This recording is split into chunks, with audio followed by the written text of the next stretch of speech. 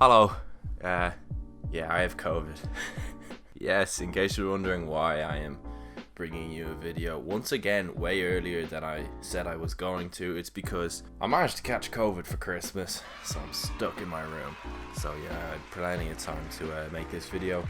And seeing as I had no intentions of watching any more terrible movies this year, I figured it's a pretty safe time to make my top 5 worst movies of the year. Now, it is going to be just like a tongue-in-cheek bit of crack. It's not going to be a fucking hate speech or anything, but I figured it was a safe time to do it because for my top 10 movies of the year, I'm kind of in a weird place because there's a couple of movies that came out in 2021 in other countries, like America, that haven't come out yet in Ireland, and obviously because I'm stuck in lockdown because I have COVID, I can't see them in the cinema.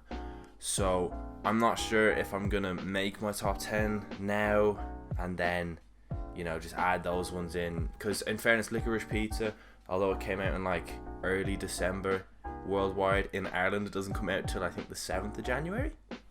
Make that make sense? So I think that could just be in my 2022 list. Red Rocket, a movie I have been told I would love, doesn't come out until March 2022.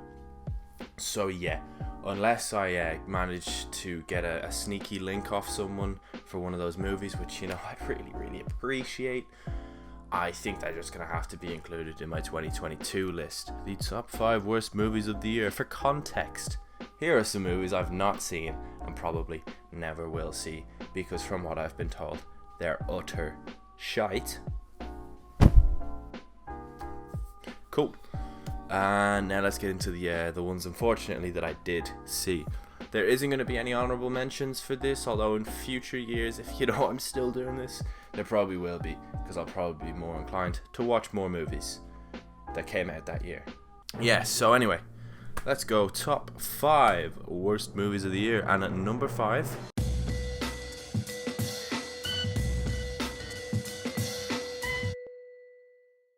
Space Jam: A New Legacy. This is not a movie I have covered on the channel yet. It is bad. It is a bad movie. It is a reboot / sequel to a classic 1996 kids film. It's iconic. The original this is. It's got charisma. It's got Michael Jordan, who isn't a fantastic actor or anything, but he has charisma. And he has charisma that can carry himself through a movie with the Looney Tunes. So it is a good childhood movie. It is. It's really not bad. I know for some reason, since this movie has come out, Space Jam: A New Legacy, people have now started to hate on the original, saying, "Oh, well, it was never good in the first place." It was. Space Jam's good. Leave Space Jam alone. Justice for Space Jam. But yeah, Space Jam: A New Legacy, however, is a big, soulless CGI mess.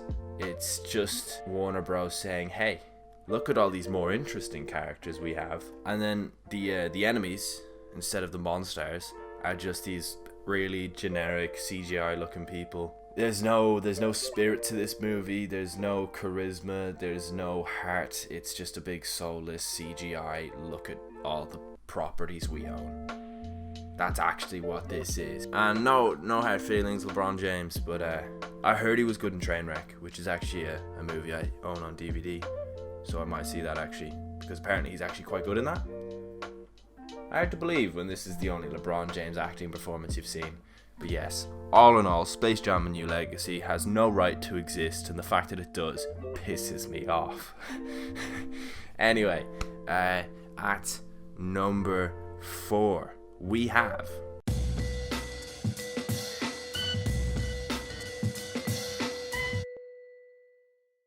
Rogue Hostage. This movie is in no way good. There is no redeeming quality to this movie other than the fact that it's so bad it's good. At least this, I just laughed at how bad it was. I could even possibly rewatch Rogue Hostage, but don't get me wrong, the acting is terrible, the characters are terrible, they're unlikable. I'll still never get over the fact that Tyrese Gibson's character is reason for being all broken and sad is because he basically purposely killed someone, like, for no reason in war. One of his comrades is next to him, and just he randomly bitches out and shoots him. It was, I don't know what they were going for there, but it was shot so horrendously that it looks like he does it on purpose. It looks like he just turned around and shot his mate who died, and he was like, oh no, shit one. Yeah, no, this movie is bad. Yeah, it's really, really bad. It's got John Malkovich in it, so I was like, oh, I'm expecting this movie to be bad, but maybe John Malkovich has a bit of charisma. I keep talking about charisma for some reason. Why am I moving my arms like this? But no, John Malkovich is also awful in this movie, which is mad to think. He's a good actor. I love Con Air. I know, thinking like John Malkovich, maybe the first performance you think of isn't Con Air, but for me it is. Put the bunny back in the box.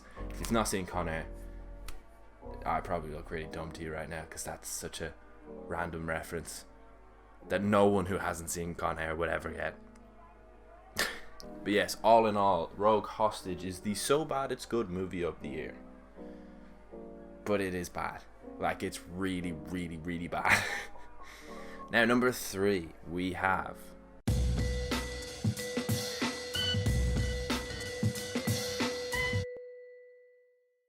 Yes, this month I watched He's All That, because I felt I needed a bit more substance in my 5 worst movies of the year, so I sat through He's All That. This movie is terrible. The acting is atrocious. Addison Rae is not an actress. No harm to you, Addison. I'm sure you're lovely, but you're not an actress. Honestly, the humor in this movie wanted me to just take like a rusty steak knife and stab myself with it, because that would have been more pleasurable than listening to just horrendous fake one-liners.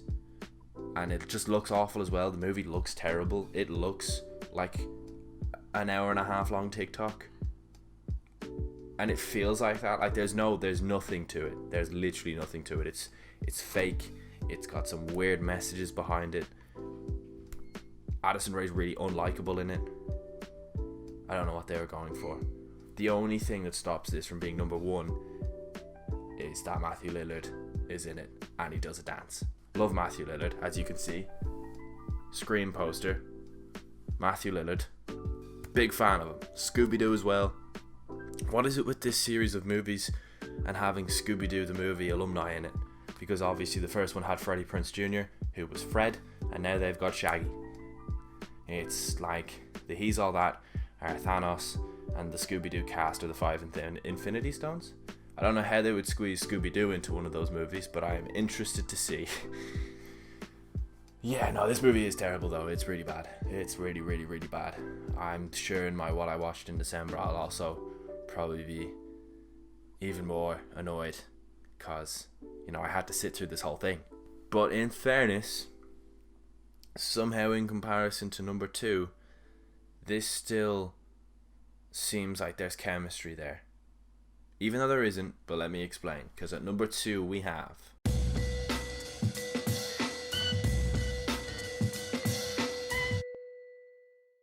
For anyone wondering why I watched this movie, unfortunately, my girlfriend read the books. I've not seen the 2 movies before this in the trilogy, but I can imagine they're just as bad as this. It is awful. That Harden character, he's a terrorist. He is a horrendous person, and I don't get it. I don't get what they were going for.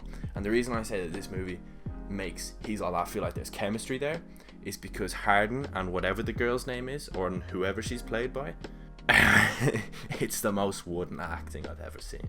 I struggle to believe that these are actual people who have experienced human emotions. If they are, someone go check on them, because I don't know what they were trying here. I didn't see a single emotion in this movie other than Harden going full terrorist the whole movie.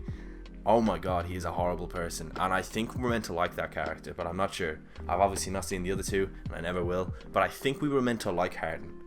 He's a horrible human being with no redeemable qualities, other than the fact that he played Voldemort in a movie. he was Tom Riddle in a flashback in Half-Blood Prince. The award for the least chemistry between two actors has to go to them two people who were in After We Fell. I'm pretty sure they managed to make all three of this trilogy in the space of 2 years. How is that even possible? How can you possibly make 3 movies in less than 2 years? I don't understand it. There is no redeemable quality to this movie. There is no Matthew Lillard dancing. There is no, haha, look at how silly this movie is. There is no Michael B. Jordan cameo. It's just bad. It's just a bad movie that I wish I never saw. And for my number 1 worst movie of the year, it is...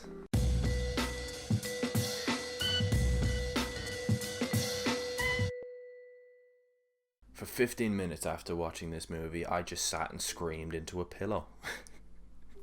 No, but seriously, this movie is terrible. It's awful. There's no heart. I don't know how, but it's somehow the worst Home Alone movie. And I think this is like the 5th or 6th one now. It's the worst. It's by far the worst. How do you make the kid in Home Alone unlikable? Why was I rooting for those two bandits to just kill the kid? I just wanted them to kill the kid and just end this thing. Honestly, I would have been so satisfied if they just, pull out a Glock and just kill the kid. And I like the actor who plays the kid in this. He was good in Jojo Rabbit, but the writing in this is awful. I've never sat through a whole comedy and not laughed once, like even ironically. I didn't even laugh ironically. I just sat there angry, thinking, how can you fuck up so big? Like, it's such a, on the surface, just such a obvious start and finish point.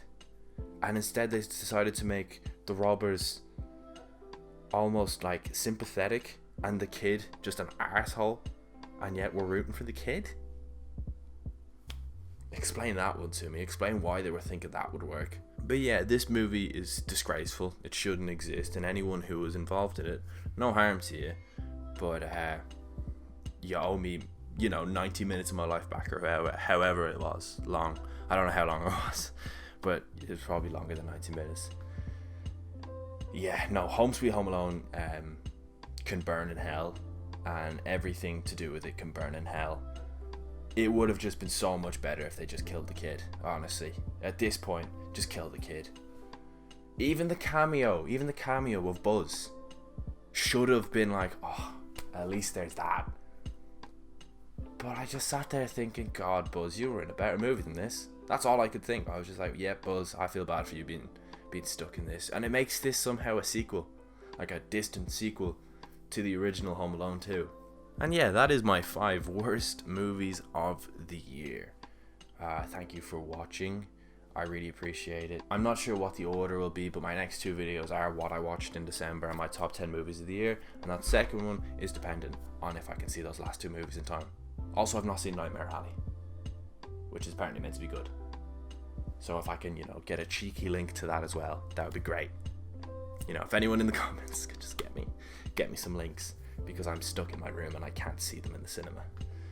And they're not on streaming, so, I'm gonna have to do something. But yeah, thank you very much for watching. There'll be more videos very soon.